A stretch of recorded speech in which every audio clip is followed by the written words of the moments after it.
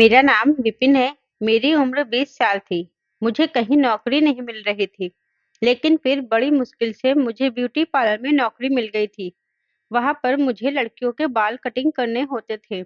मेरे पिताजी नाई थे, इसलिए मैं बाल काटने का काम अच्छी तरह से जानता था। पार्लर की मालकिन एक बूढ़ी औरत थी। लोग कहते थे कि इसकी उम्र 60 साल है, मगर देखने में अभी भी फुर्तीली और जवान लगती थी। सुना था इस औरत से जो भी शादी करता है, वह शादी की रात ही मर जाता है। मैं इस औरत के यहाँ नौकरी तो कर रहा था। यह औरत मुझे पैसे भी काफी अच्छे दिया करती थी। लेकिन एक दिन उसने मुझे ऐसी बात कही जिसे सुनकर मेरे पैरों तले से जमीन निकल गई। मैं एक छोटे से गांव में रहता था। हमारे घर के हालात बहुत खराब थे। जिंदगी का बस जैसे तैसे गुजारा हो रहा था। मेरे मम्मी पापा मुझसे कहते थे कि कोई काम धंधा कर लिया करो, मगर मैं कोई काम करना ही नहीं चाहता था। सारी जिंदगी मैं अपने पिता की कमाई पर गुजारा करना चाहता था, लेकिन ऐसा नहीं हो सकता था। सारी जिंदगी अगर पिताजी साथ रहते, तो शायद मैं उनकी कमाई सारी जिंदगी भर खा सकता था और फिर मुझे खुद कोई मेहनत करनी भी नहीं पड़ती। एक दिन हम पर दुखों का पहाड़ टूट गया। मेरे पिताजी की अचानक तबीयत खराब हो गई। उन्हें अस्पताल ले जाया गया, तो डॉक्टर ने बताया कि उनको पैरालाइज हो गया है। मैं अपने माता-पिता का इकलौता बेटा था। मेरे पिता गांव के सबसे मशहूर नाई थे। हालांकि गांव में उनकी अपनी अलग दुकान भी थी, मगर कुछ नहीं हो सका। मेरे पिताजी का इलाज चलना था, इसीलिए मजबूरी में आकर पिताजी की दुकान बेचनी पड़ गई। लेकिन फिर भी मेरे पिताजी ठीक नहीं हुए। वह सारा दिन इसी तरह से बिस्तर पर पड़े रहते थे। हाँ, मगर इतना जरूर था कि पिता का साया मेरे सर पर अभी भी बना हुआ था। मेरी मम्मी कहती थी, तुम जवान हो, अपने पिता की हालत देखकर उन पर रहम खा लो। अगर आज तुम काम धंधा करते होते, तो शायद हमें तुम्हारे पिता की दुकान बेचनी ना पड़ती। लेकिन अब तो तुम्हें कोई ना कोई काम करना ही होगा, क्योंकि अब तुम्हारे पिता कमाने के काबिल नहीं रहे हैं। अब तुम्हें ही कुछ करना होगा, घर को चलाना होगा। मेरी मम्मी बिल्कुल ठीक कह रही थी, लेकिन मैं क्या करता। मुझे भी अपने पिता की तरह लोगों के बाल काटना आता था, लेकिन मुझे यह काम बिल्कुल भी पसंद नहीं था। यह काम मुझे इस तरह आया था, जब मैं छोटा था, तो मेरे पिताजी जबरदस्ती मुझे अपनी दुकान पर बैठा लिया करते थे और कहते थे कि लोगों के बाल काटना भी एक कला होती है। मगर मैं तो कोई ऐसी नौकरी करना चाहता था जिसमें ज्यादा मेहनत भी ना लगे और बैठे-बैठे पैसे भी आ जाया करे। इस दुनिया में शायद ऐसा कोई कारोबार बना ही नहीं है। बिना मेहनत के तो इंसान एक समय की रोटी नहीं खा सकता। तो फिर मैंने यह कैसे सोच लिया था कि मैं सारी जिंदगी इसी तरह से गुजार सकता हूँ। मैं यही सोचता था कि मैं अपने माता-पिता का इकलौता बेटा हूँ, जो कुछ भी है वह मेरा है, इसलिए मुझे काम धंधा करने की या फिर पढ़ाई-लिखाई करने की क्या ज़रूरत है। लेकिन अब अपने पिताजी की हालत को देखकर मुझे ऐसा लगता था कि मैंने अपनी ज़िंदगी में कुछ ना करके बहुत बड़ी मुसीबत को मोल ले लिया है। अब घर के हालात बहुत ज़्यादा खराब हो गए थे। मेरा नौकरी करना बहुत ज़रूरी था। आखिर मैं अपने माता-पिता का इकलौता सहारा था। उन्हें मुझसे ही सारी उम्मीदें थी। मैं बहुत परेशान था। मुझे कहीं नौकरी नहीं मिल रही थी, क्योंकि मेरे अंदर कोई भी टैलेंट नहीं था और नाई बनना मुझे बिल्कुल भी पसंद नहीं था। मम्मी बार-बार यही कहती थी कि मैं किसी सैलून में नौकरी कर लूँ, मगर मैं ऐसा नहीं करना चाहता था। पापा की हालत खराब होने की वजह से घर के हालात बहुत खराब हो गए थे। इतने खराब हो गए थे कि अब तो हमें खाने-पीने के भी लाले पड़ने लगे थे। मम्मी रोती रहती थी और कहती थी कि जवान बेटा होते हुए भी हमें किसी बात का कोई फ़ायदा नहीं है। अब मम्मी की ऐसी बातों को शांत करने के लिए मुझे कुछ न कुछ तो करना ही था। मैंने कई जगह सैलून में नौकरी ढूँढी, मगर मुझे वहाँ पर भी निराशा ही हाथ लगी। कई दिन इसी तरह से गुज़र गए थे, जब मेरे एक दोस्त ने मुझे हमारे ही गाँव में बने हुए ब्यूटी पार्लर के बारे में बताया। मगर मैं लेडीज़ ब्यूटी पार्लर में काम नहीं करना चाहता था। मेरा दोस्त कहने लगा, तुम तो एक काबिल नाई हो, तुम्हें वहाँ पर आसानी से नौकरी मिल जाएगी। अब मुझे कहीं नौकरी नहीं मिल रही थी, इसलिए मुझे कहीं न कहीं तो ट्राई करना ही था। इसलिए मैं वहाँ उस ब्यूटी पार्लर में ट्राई करने के लिए चला गया। मैं जैसे ही ब्यूटी पार्लर के अंदर गया तो देखा कि वहाँ पर खूबसूरत सी औरत बैठी हुई थी। मैंने उससे नौकरी के लिए कहा, तो उसने कहा हमारे यहाँ सिर्फ़ लेडीज़ काम करती है, जेंट्स लोग हमारे यहाँ काम नहीं करते। बल्कि हमें जेंट्स कस्टमर की ज़रूरत पड़ती है।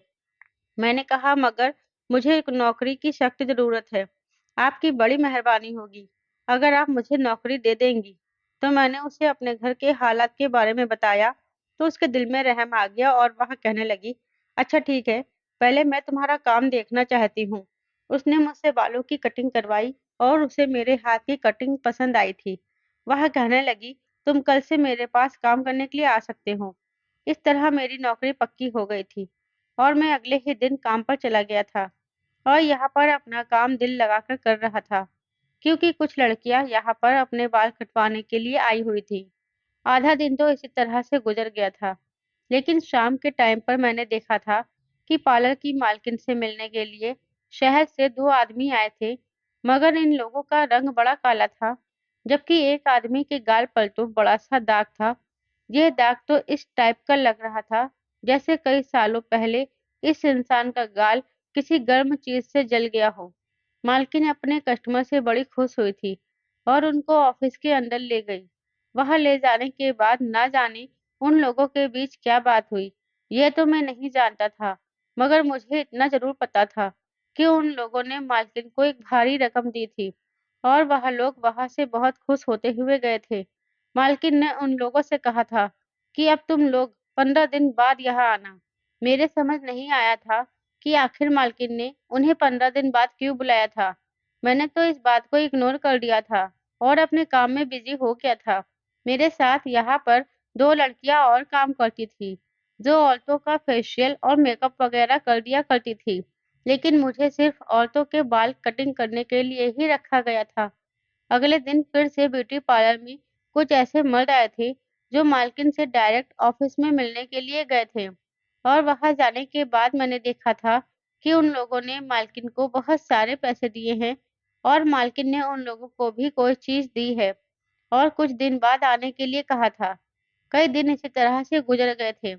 मैं यहाँ सब कुछ अपनी आंखों से देखता रहता था, मगर कभी मेरी हिम्मत नहीं होती थी कि मैं इस बात की सच्चाई तक पहुंच सकूं कि आखिर यहाँ पर चल क्या रहा है। मेरे साथ काम करने वाली एक लड़की रोशनी, जो कि बहुत सुंदर थी, मैं उसे धीरे धीरे पसंद करने लगा था, क्योंकि उसके साथ मेरी बातचीत होने लगी थी। वह देखने में बहुत सुंदर थी, जबकि मैं एक मामूली से ही शक्ल का और काले रंग का लड़का था। मैं शक्ल सूरत में बिल्कुल अपने पापा पर गया था, क्योंकि मेरे पापा भी बहुत काले थे। और अजीब बात तो यह थी कि यहाँ पर आने वाले मर्द भी वही लोग होते थे जिनका रंग काला होता था या फिर जिनके चेहरे पर कोई ऐसा दाग धब्बा या फिर ऐसा निशान होता था जिसके जाने के कोई चांस नहीं होते थे। मेरी तो कुछ समझ आता ही नहीं था। मेरी रोशनी के साथ अच्छी खासी दोस्ती हो गई थी। वह मेरे यहाँ पर काम करने में बहुत हेल्प करती थी। मुझे यहाँ से जितने भी पैसे मिलते थे, मैं अपनी माँ के हाथ पर रख दिया करता था।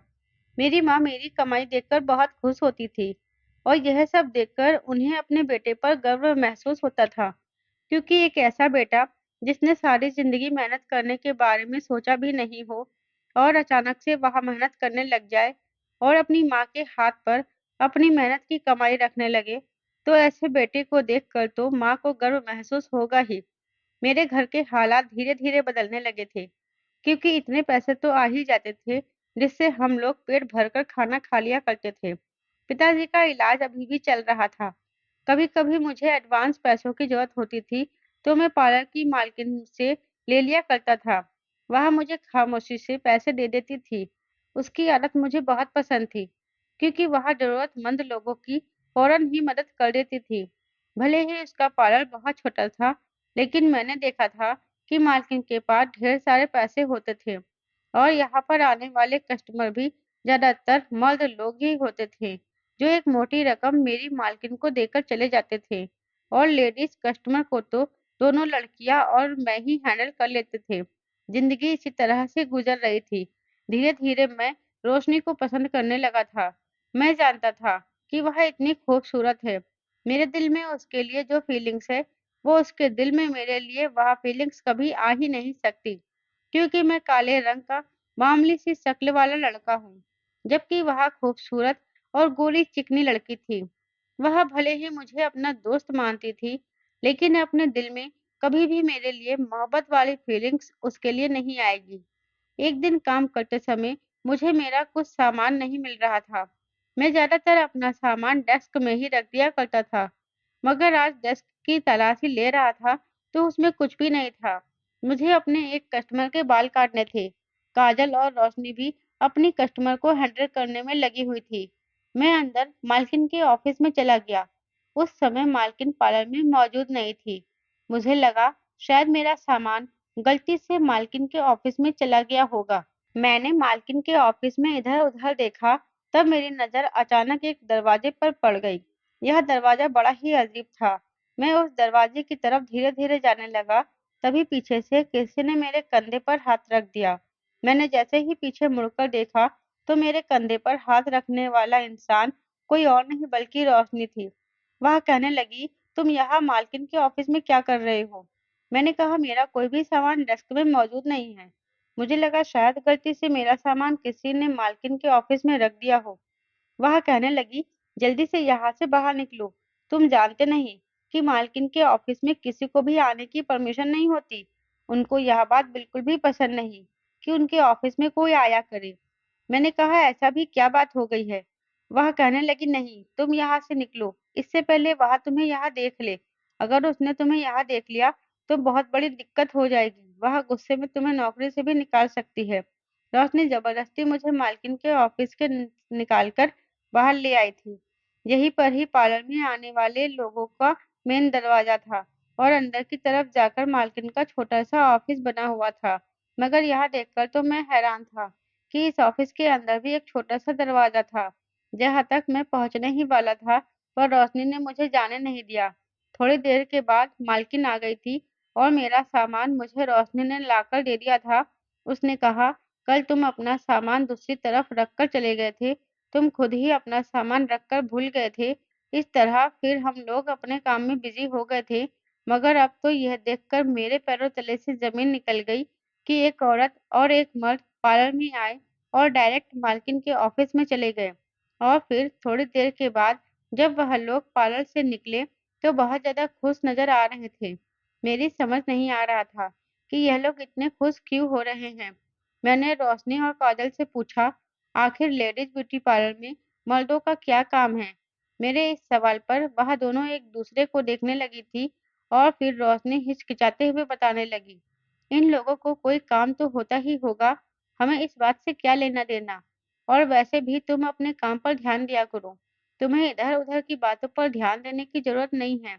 अगर अपनी नौकरी करना चाहते हो तो फिर सिर्फ़ काम के अलावा किसी बात पर ध्यान ना दो, तो ही तुम्हारे लिए बेहतर रहेगा।"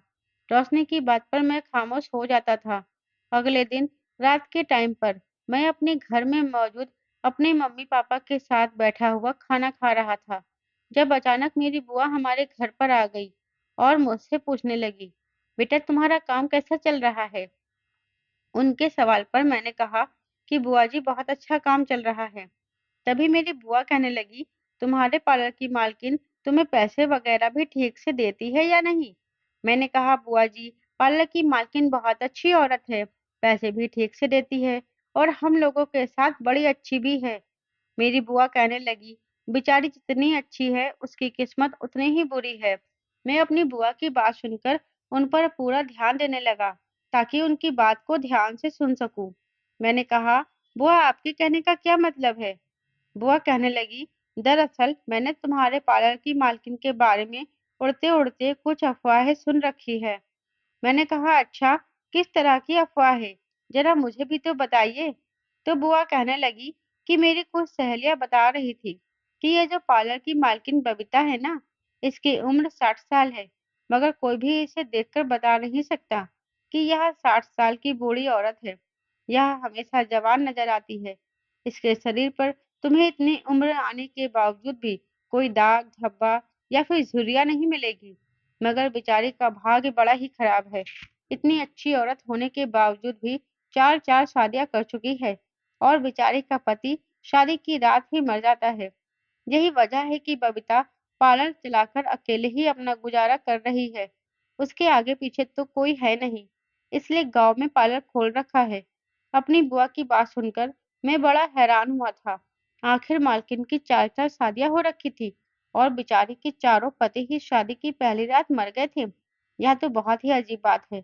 अगले दिन मुझे पार्लर जाने में देर हो गई थी, क्योंकि मुझे अपने पिताजी को डॉक्टर के यहाँ लेकर जाना था। मैंने मालकिन को फ़ोन करके पहले ही बता दिया था कि आज मुझे आने में देर हो जाएगी। मालकिन को इस बात से कोई दिक्कत नहीं थी। मैं जब देर से पार्लर में पहुंचा, तो पार्लर के अंदर कदम रखते ही अचानक मेरी टक्कर मालकिन से हो गई, क्योंकि मैं पार्लर के दरवाजे से अंदर जा रहा था और वह दरवाजे से बाहर की तरफ आ रही थी और हम दोनों का ही ध्यान अपने-अपने मोबाइल में लगा हुआ था। हम दोनों की टक्कर होने से मालकिन का पर्स छूटकर जमीन पर गिर गया था। मालकिन बहुत बुरी तरह से घबरा गई थी, क्योंकि उनकी पर्स से कुछ सामान निकलकर जमीन पर बिखर गया था। ये कोई और चीज नहीं बल्कि सफेद रंग की कोई ऐसी चीज थी। मैंने जब इस पर ध्यान दिया, तो ये देखकर मेरे होश उड़ गए थे कि मालकिन अपने पर्स में ढेर सारी फिटकरी लेकर जा रही थी। आखिर इतनी ढेर सारी फिटकरी का मालकिन को क्या काम था? मैंने शर्मिंदा होते हुए मालकिन से माफी मांगी और मैं उनसे फिटकरी उठाकर देने लगा। वह घबरा गई और कहने लगी, तुम इसे हाथ मत लगाओ, तुम अंदर जाकर कस्टमर देखो, अंदर काफी सारे कस्टमर आए हुए हैं। ये कहकर मालकिन जल्दी जल्दी अपने पर्स में फिटकरी रखने के बाद पार्लर से कहीं चली गई थी। मैं बड़ा हैरान हुआ था और मैंने इस बारे में रोशनी और काजल को बता दिया था। वह दोनों मेरी बात सुनकर हंसने लगी और कहने लगी, तुम इन बातों पर ध्यान क्यों देते हो? तुमसे हमने कितनी बार मना किया है कि तुम मालकिन के किसी भी हरकत पर नजर रखना बंद कर दो। मैंने कहा, यहाँ रहते हो, तुम दोनों से मेरी बातचीत बढ़ गई है, इसलिए हम आपस में दोस्त हुए। तो क्या मैं कोई भी बात तुम लोगों से कह नहीं सकता? वह दोनों कहने लगी, हाँ हाँ जरूर कह सकते हो, लेकिन तुम नहीं जानते, मालकिन बहुत खतरनाक औरत है। मैंने उन दोनों से कहा, अच्छा, तुमने ऐसी भी क्या खतरनाक हरकत मालकिन के अंदर देख ली? तो वह कहने लगी, ये तो हम नहीं जानते। हाँ, मगर इतना जरूर है कि वह फिटकरी पार्लर के अंदर कई बार लाई जा चुकी है और कई बार हम दोनों ने भी देखा है कि पार्लर के अंदर वाले कमरे में फिटकरी ले जाकर वह ना जाने उसके साथ क्या करती है। मैंने कहा, क्या तुम लोगों को पता है कि मालकिन की 4-4 शादियां हो चुकी हैं? मेरी बात सुनकर वह कहने लगी, हाँ हमें पता है। हमने सुना है कि उनके चारों पति शादी की पहली रात ही दुनिया से चल बसे। मगर हैरानी वाली बात यह है कि मालकिन 60 साल की उम्र में भी 30 की लगती है। भगवान ने उनको बड़ा खूबसूरत बनाया है। उन दोनों की बात पर तो मैं भी एग्री हो गया था और फिर हम लोग बातें करते करते इसी तरह अपने काम में बिजी हो गए थे। मगर ना जाने क्यों मुझे ऑफिस के अंदर वाले कमरे में जाने का इंटरेस्ट आ रहा था। मैं वहां जाकर देखना चाहता था कि आखिर उस कमरे में ऐसा भी क्या है, क्योंकि मालकिन उस कमरे में हम में से किसी को भी जाने नहीं देती थी। ना जाने वह उस कमरे के अंदर जाकर क्या करती रहती थी। मेरी तो समझ नहीं आता था कि यह पार्लर है या फिर यहाँ पर कुछ और ही होता है। दिन इसी तरह से गुजर गए थे। कई कोशिश करने के बाद भी मैं पार्लर के अंदर वाले कमरे में नहीं जा सका था। लेकिन इस दौरान रोशनी और काजल से मेरी दोस्ती पहले से ज्यादा गहरी हो गई थी। मैं रोशनी को प्रपोज करना चाहता था, उससे शादी करना चाहता था। मैं चाहता था कि अगर रोशनी मेरा प्रपोजल एक्सेप्ट कर ले, तो मैं उसके लिए अपने घर पर बात करूं। मगर अपनी रंगत को देखकर मैं खामोश हो जाया करता था। लेकिन एक दिन मेरी खुशी का ठिकाना नहीं रहा जब रोशनी ने खुद मुझे प्रपोज कर दिया। उसने कहा, मुझे तुम्हारी आदत बहुत पसंद है। न जाने क्यों, तुम्हारी आदत की वजह से मैं तुमसे प्यार करने लगी हूँ। तुम बहुत हसीन मजाक करते हो और मुझे बहुत पसंद हो। मैं तो उसकी यह बात सुनकर बहुत खुश हुआ था और फिर इस तरह हम दोनों के बीच फोन पर भी बातें शुरू हो गई थी। सारा दिन हम पार्लर में गुजार देते हैं और रात के समय हम अपने अपने घर से ही मोबाइल पर बातें किया करते थे। करवा चौथ का सीजन चल रहा था, इसलिए बहुत सारी औरतें पार्लर में अपना कोई ना कोई काम करवाने के लिए आ रही थी। हम में से कोई भी चाह कर भी पार्लर से छुट्टी नहीं कर सकता था, क्योंकि इन दिनों पार्लर में कस्टमर ज्यादा आ रहे थे। मैंने देखा था कि मालकिन भी बहुत खुश नजर आ रही थी। एक दिन मालकिन ने मुझे अपने ऑफिस में बुलाया और मुझे समझाने लगी कि पूरे 1 महीने तक तुम्हें छुट्टी नहीं करनी है। अभी हम लोग इस बारे में बात ही कर रहे थे, जब अचानक मेरी नजर मालकिन की टेबल पर रखी हुई फिटकरी के डिब्बे पर पड़ गई। यह काफी बड़ा डिब्बा था। बहुत सारी क्वांटिटी में फिटकरी थी। मैंने हंसकर मालकिन से कहा, मालकिन आखिर आप इतनी ढेर सारी फिटकरी का क्या करती हो? मैंने उस दिन भी आपकी पर्स से फिटकरी गिरती हुई देखी थी और आज भी इतनी ढेर सारी फिटकरी यहाँ पर रखी हुई है। आखिर आप इतनी फिटकरी का क्या करती हो? मेरी बात सुनकर मालकिन घबरा गई और उन्होंने फिटकरी का डिब्बा उठाकर टेबल के नीचे रख दिया। ना जाने क्यों उन्होंने बातों को इधर उधर कर दिया। मेरी बात का उन्होंने कोई जवाब ही नहीं दिया। जबकि अगले दिन फिर से मैंने मालकिन के ऑफिस में ढेर सारी फिटकरी देखी थी। मुझे जितना इंटरेस्ट मालकिन के पार्लर के अंदर वाले कमरे में जाने का था, उतना ही इंटरेस्ट मुझे अब इस फिटकरी के बारे में जानने का भी लगा हुआ था। मैं जानना चाहता था कि आखिर यह मालकिन इतनी ढेर सारी फिटकरी का क्या करती है। मैंने आज फिर मालकिन से फिटकरी के बारे में पूछा, तो उन्होंने मुझसे एक ऐसी बात करी जिसे सुनकर मेरे पैरों तले से जमीन निकल गई। वह मुझसे कहने लगी, क्या तुम इस फिटकरी का राज जानना चाहते हो? मैंने कहा कि मालकिन, मैं चाहता हूँ कि मुझे पता चल जाए आखिर इस पार्लर में फिटकरी का क्या काम है, जबकि यह लेडीज ब्यूटी पार्लर है।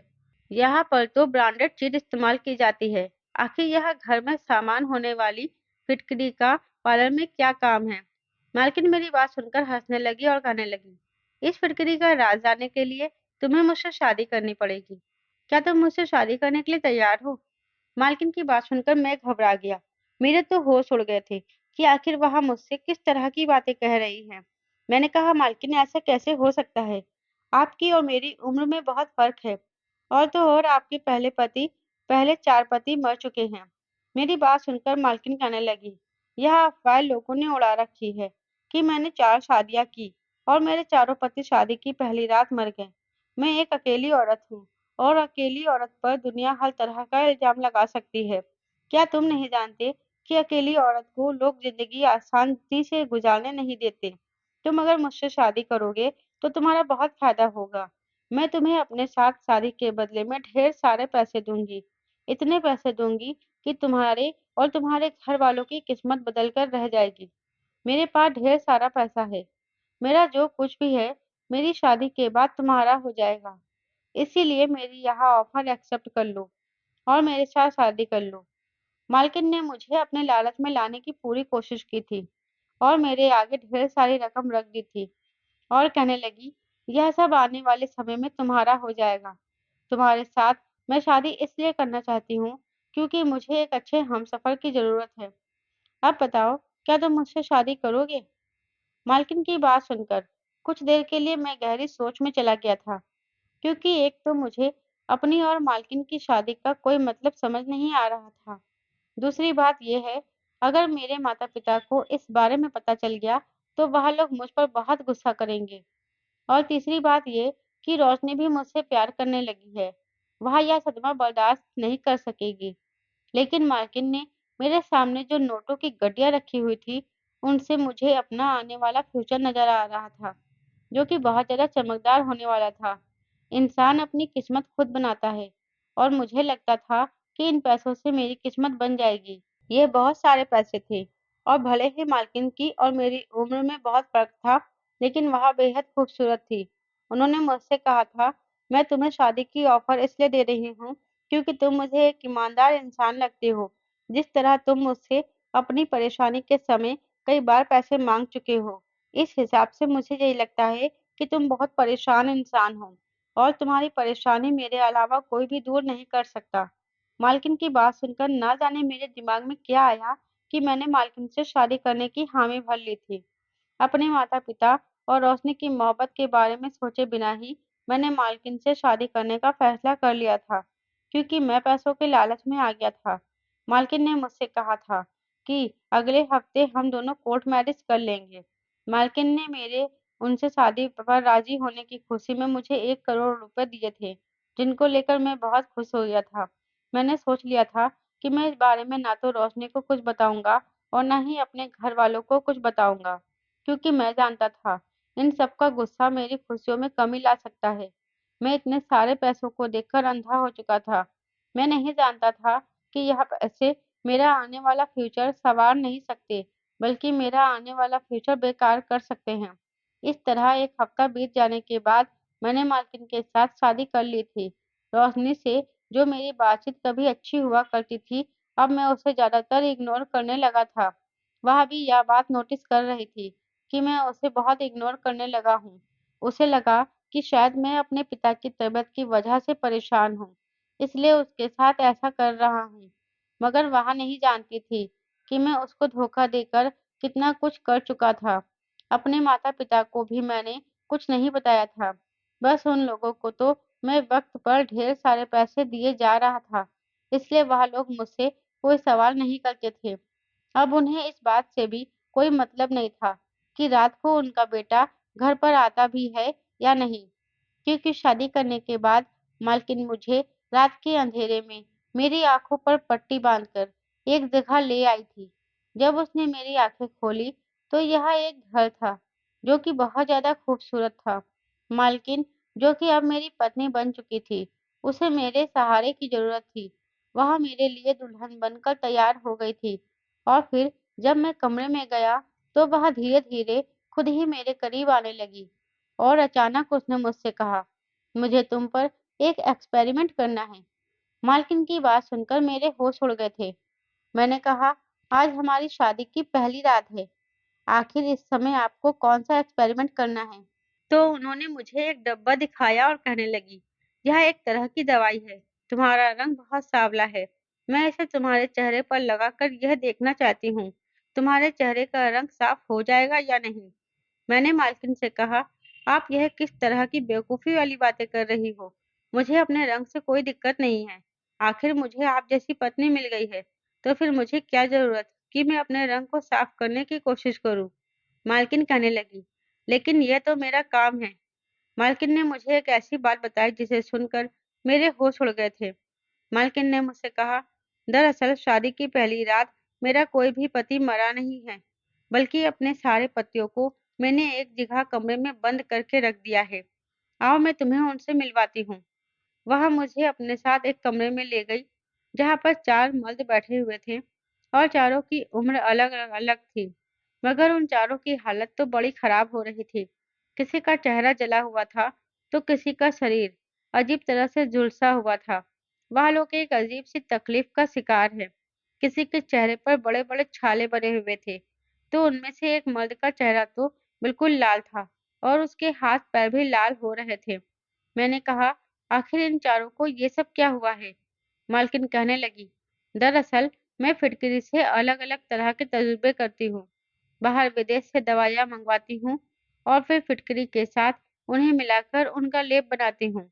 लेकिन इनके एक्सपेरिमेंट के लिए मुझे मर्दों की ज़रूरत होती है। मर्दों की स्किन हार्ड होती है, इसलिए मैं अपना एक्सपेरिमेंट मर्दों पर ज़्यादा करती हूँ, ताकि मैं इस लेप को बनाने के बाद इन पर एक्सपेरिमेंट करके यह देख सकूँ कि मेरी दवाई सही काम कर रही है या नहीं। जो साइड इफ़ेक्ट होना होता है, वह इन लोगों को हो जाता है। मैंने इन लोगों से झूठ-मूठ की शादी की और अपनी बातों में लेकर शादी की पहली रात ही अपनी एक-एक दवाई का एक्सपेरिमेंट इन लोगों के साथ कर दिया और जो क्रीम कामयाब बैठ जाती है, उसे अमीर लोगों को महँगे दामों में बेच देती हूँ। ऐसे बहुत सारे लोग हैं, जिन्हें मैं अपना बनाया हुआ लेप और क्रीम बेचकर बहुत सारे पैसे कमा चुकी हूँ। लोगों को लगता है कि शादी की रात मेरा पति मर जाता है, लेकिन ऐसा कुछ भी नहीं है। यह लोग ज़िंदा हैं। मैं इन लोगों पर अब नई बनाई हुई चीज़ों के तजुर्बे करती रहती हूँ।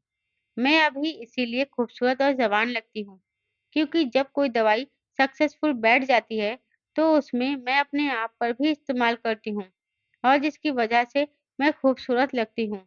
हमारे गाँव का कोई पहचान वाला मेरे इस प्राइवेट काम के बारे में नहीं जानता, लेकिन शहर के बहुत सारे ऐसे लोग हैं, जो मेरे पास आने के बाद मेरी क्रीम और लेप ले जाकर चुके हैं। किसी के चेहरे पर दाग हुआ, किसी के चेहरे पर धब्बा, कोई सांवले रंग का है, तो मेरे बनाए हुए लेप से और क्रीम से वो खूबसूरत हो जाता है और दाग धब्बा भी खत्म हो जाता है। पिछले 5 सालों से मैं इन लोगों पर अपनी किसी न किसी दवाई, लेप या फिर क्रीम का एक्सपेरिमेंट कर रही हूँ। अब यह लोग काफ़ी बुरी तरह से इन चीज़ों के साइड इफ़ेक्ट में आ चुके हैं। इसलिए अब मुझे किसी ऐसे इंसान की ज़रूरत थी, जो जवान हो और जिस पर मैं अपनी चीज़ों का एक्सपेरिमेंट दोबारा से कर सकूँ। मैं नहीं चाहती कि मेरे कस्टमर को किसी तरह का साइड इफ़ेक्ट हो, इसलिए मैं किसी न किसी मर्द को अपनी खूबसूरती या फिर अपनी बातों में लेकर उनसे शादी कर लेती हूँ और इस तरह से उनका फ़ायदा उठाती हूँ। अभी तुम भी मेरे पति बन चुके हो। अब मैं तुम्हारे ऊपर अपनी चीज़ों का एक्सपेरिमेंट करना चाहती हूँ। दरअसल मुझे यह चीज़ें मर्दों को ही बेचनी होती है, इसलिए एक्सपेरिमेंट भी मर्द पर ही करना ज़रूरी होता है, क्योंकि आजकल की औरतें बहुत ज़्यादा चालाक हैं। हर चीज़ की डिटेल निकालने में लगी रहती हैं। मर्द बेवकूफ़ होते हैं। मर्द तो अपने आप को खूबसूरत या अच्छा बनाने के चक्कर में यह भी नहीं देखते कि कौन-सी चीज़ किस तरह से बनी हुई है। बस जब उन्हें मेरे सामान से फ़ायदा होता है, तो वह मुझे मोटी रकम दे जाते हैं, जिसकी वजह से मैं दिन-ब-दिन मालामाल होती जा रही हूँ। अब जल्दी से तुम मेरे साथ कमरे में चलो। मैंने फिटकरी में विदेशी पाउडर मिलाकर एक लेप बनाया है। मुझे तुम्हारे ऊपर इसका एक्सपेरिमेंट करना है। मालकिन की बात सुनकर तो जैसे मेरे पैरों तले से ज़मीन निकल गई थी। मैं इन लोगों की हालत को अच्छी तरह से देख सकता था और साथ ही साथ मैं मालकिन को देखकर दंग रह गया था कि वह कितनी चालाक औरत थी। पार्लर की आड़ में वह लोगों को कितनी अच्छी तरह से बेवकूफ़ बना रही थी। इसका मतलब था कि यह लोग अपनी ही पत्नी के चुंगल में फँस गए थे। मालकिन ने उनके घरवालों से यह खबर उड़ा दी थी कि इसका पति मर गया है, लेकिन यह सब जिंदा हैं और यह लोग मालकिन की बनाई हुई दवाइयाँ, क्रीम और लेप की चपेट में आकर बुरी तरह से झुलसे हुए हैं। मगर मैं मालकिन के इस काम में उसका साथ नहीं दे सकता था। मालकिन ने फिर से मुझे पैसों का लालच दिया। मालकिन कहने लगी, "अगर तुमने मेरा कहना नहीं माना, तो मैं तुम्हारे साथ ज़बरदस्ती भी कर सकती हूँ।" उसने मुझे अपनी पर्स से निकालकर बंदूक दिखाई और कहने लगी, "मैं तुम्हें जान से मार दूँगी। तुम मुझे जानते नहीं हो। मेरी पहुँच बहुत दूर तक है। तुम्हें क्या लगता है, अगर मैंने तुम्हें अपनी सारी सच्चाई बता दी है, तो मैं तुम्हें इतनी आसानी से छोड़ दूँगी? अगर तुम मेरे काम में शामिल होते हो तो ठीक है, वरना मैं तुम्हें यहीं खड़े-खड़े मार सकती हूँ।" मैंने कहा, "मालकिन, आपने इन लोगों के साथ बहुत गलत किया है, लेकिन मैं आपकी इस गलती का शिकार नहीं बनूँगा। बल्कि मैं इन लोगों को भी बचा लूँगा।" तो मालकिन ज़ोर-ज़ोर से हँसने लगी और कहने लगी, "अच्छा, तो फिर बचा लो।" मुझे डर लग रहा था, क्योंकि मालकिन मेरे सामने ही अपने हाथ में बंदूक ताने हुए खड़ी थी। वह बार-बार मुझे कमरे में चलने के लिए कह रही थी और वह कह रही थी कि बिस्तर पर खामोशी से लेट जाओ, मुझे मेरा काम करने दो। मैं तुम्हें अपने काम के लिए ही लेकर आई हूँ। मेरी समझ नहीं आ रहा था कि मैं क्या करूँ। मैंने बहुत बड़ी बेवकूफ़ी कर दी थी। मैंने अपने माँ-बाप से छुपकर शादी की थी और ना तो इस घर के बारे में अपने माता-पिता को बताया था और ना ही रोशनी को। कोई जानता भी नहीं था कि मैं रात के इस समय मालकिन के साथ उनके घर पर मौजूद हूँ। मालकिन बार-बार मुझे डरा रही थी और ज़ाहिर-सी बात है, अपनी आँखों के सामने बंदूक देखकर कोई भी इंसान डर जाएगा। मेरे तो रोंगटे खड़े हो रहे थे। मैं एक गरीब डरपोक इंसान था। मालकिन से मैंने सामना तो कर लिया था, मगर ऐसा लग रहा था जैसे मालकिन मुझे मार देगी और मेरे मर जाने का किसी को पता भी नहीं चलेगा। लेकिन मुझे कुछ न कुछ तो करना ही था। मुझे इतनी जल्दी हिम्मत नहीं हारनी थी। यह बाकी के चारों लोग भी मालकिन की ऐसी हरकत का शिकार हो चुके थे, लेकिन मैं ऐसा नहीं कर सकता था। मुझे बहुत समझदारी से काम लेना था। ये लोग डर की वजह से अभी तक यहाँ छुपे बैठे थे और सारी दुनिया को लगता था कि यह लोग मर चुके हैं। मैं खामोशी से मालकिन की बातों में आ गया और बिस्तर पर जाकर लेट गया। मालकिन लेप का इस्तेमाल मेरे ऊपर करने जा रही थी। यह रंग गोरा करने वाला लेप था। मेरा रंग सांवला था, इसलिए उनको यह लेप सबसे पहले मेरे पूरे शरीर पर लगाना था। मैंने मालकिन के सामने ऐसे रिएक्ट करना शुरू कर दिया, जैसे मैं उनसे बहुत डर चुका हूँ और अब मैं अपनी हिम्मत हार गया हूँ। मैंने मालकिन से कहा, "मालकिन, मुझे माफ़ कर दो। मैं किसी को कुछ नहीं बताऊँगा। आप अपना जो काम करना चाहती हो मेरे साथ कर सकती हो।" मेरी बात पर मालकिन खुश हो गई थी और मैं बिस्तर पर खामोशी से लेट गया था। उसने लेप निकालना शुरू किया। धीरे-धीरे वह मेरे करीब आ रही थी, लेकिन लेप निकालते-निकालते वह यह बात भूल गई थी कि वह बंदूक को अपने हाथ से रख चुकी है। जैसे ही मालकिन लेप लगाने के लिए मेरे करीब आई, मैंने उसको एक जोरदार धक्का दिया और वह ज़मीन पर गिर गई। मैं फ़ौरन खड़ा हुआ और मैंने बंदूक अपने हाथ में ले ली और मालकिन पर तान दी। मुझे इस तरह से देखकर मालकिन घबरा गई और कहने लगी, तुम बहुत गलत कर रहे हो। मैंने कहा, तुम बहुत घटिया औरत हो। तुमने मुझे अपने पैसों के लालच में इसलिए लिया था ताकि तुम अपने एक्सपेरिमेंट मुझ पर कर सको। जिस तरह तुम इन लोगों की जिंदगी बर्बाद कर चुकी हो, इस तरह तुम मेरे साथ भी करना चाहती हो। मैं लेकिन ऐसा नहीं करने दूंगा। मालकिन जोर-जोर से चिल्ला रही थी, लेकिन मैंने उसको नहीं बख्शा और मैं जल्दी से उसको कमरे में बंद करके जैसे-तैसे वहां से भाग निकला, क्योंकि मालकिन बहुत ज़्यादा चालाक औरत थी। वह मेरे साथ कुछ भी कर सकती थी। मुझे बस उस समय अपनी जान छुड़ाने की सूझ रही थी और मैं अपनी जान बचाकर वहां से भाग रहा था। मुझे दरवाज़ा कहीं भी नहीं मिल रहा था। मालकिन को तो मैंने कमरे में बंद कर दिया था और खुद इस घर से बाहर जाने का दरवाज़ा ढूँढ रहा था। फिर अचानक मुझे एक दरवाज़ा नज़र आया। मैंने वह दरवाज़ा जैसे ही खोला, तो ये देखकर मेरे होश उड़ गए थे कि यह दरवाज़ा तो मालकिन के पार्लर के ऑफ़िस के अंदर की ओर खुल रहा था। इसका मतलब ये था कि मालकिन के ऑफ़िस के अंदर जो दरवाज़ा था, वह दरवाज़ा मालकिन के घर के अंदर खुलता था। अब मेरी समझ आई थी कि मालकिन इधर की तरफ आने की परमिशन किसी को क्यों नहीं देती थी और यही वजह थी कि वह आँखों पर पट्टी बाँधकर रात के अंधेरे में मुझे अपने घर लेकर आई थी। अब मेरे सब कुछ समझ में आ गया था। मैं जल्दी से पार्लर से बाहर निकला और अपने एक दोस्त के घर चला गया, ताकि रात गुजर सके और दिन निकल जाए। और दिन निकलते ही मैं मालकिन के खिलाफ पुलिस में रिपोर्ट दर्ज कराऊँ, क्योंकि इस समय मैं अपने घर भी नहीं जा सकता था। मेरे माता-पिता परेशान हो जाते, इसलिए मैं अपने दोस्त के घर चला गया और सुबह होने का इंतज़ार करने लगा। जैसे ही सुबह हुई, तो अपने दोस्त को लेकर पुलिस के पास चला गया और पुलिस को मैंने सब कुछ बता दिया। पुलिस मेरे साथ मालकिन के पार्लर गई और वहां जाने के बाद पुलिस ने मालकिन को अपनी हिरासत में ले लिया। पुलिस को यकीन हो गया था कि मेरी एक बात बिल्कुल सच है, क्योंकि मालकिन के पार्लर और घर में रखी हुई फिटकरी से बनाई गई सारी चीजें मिल गई थी। और मालकिन के चारों पति, जो कि बहुत बुरी हालत में थे, उनको भी पुलिस ने अपनी हिरासत में ले लिया था और उनसे बयान लिया, जिसमें उन लोगों ने मालकिन की सारी सच्चाई खोलकर रख दी थी। पूरे गांव में मालकिन की बहुत बदनामी हुई थी। मालकिन को अरेस्ट कर लिया गया था।